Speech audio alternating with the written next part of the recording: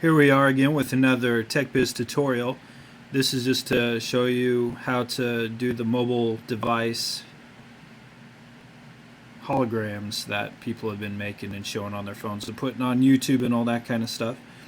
So the way that I do this is, first I took just a piece of graph paper and I marked it 4 squares at the base, 12 squares up at the top, 7 squares tall.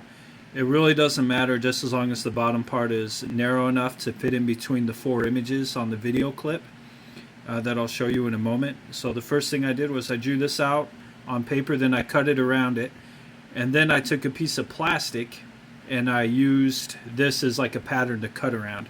Now some people have been using CD cases, and if you don't want to take the time to try to cut through those with an X-Acto knife, what I did was I just found like some plastic sheeting. This is just from a lid of a greeting card box, but you can get plastic sheeting at craft stores and or on just packages of things that you buy, so you might have some kind of laying around and you didn't think about it.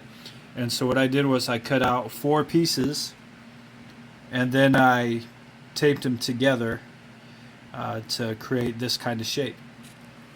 So then what you do after that is you find your YouTube clip and then you put it on your mobile device and then push play and it'll show. And so I'll show you an example of that here.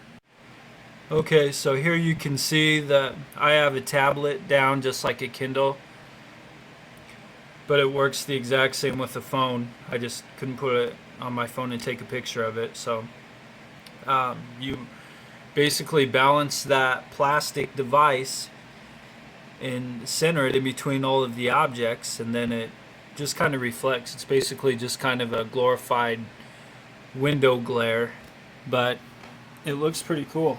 And the thing with it having the images on 4 different sides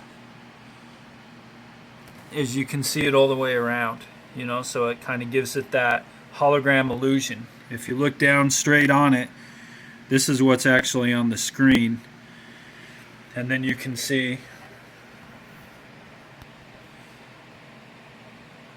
how it's just kind of reflecting on that plastic. And again, on the other tutorials, people use CD cases and cut those up, but I thought that the just kind of a rigid plastic sheet, and then I used scissors and taped it together, and it has a pretty good effect on there. So kind of cool to play around with, see what kind of holograms you could create yourself, and that's how it works.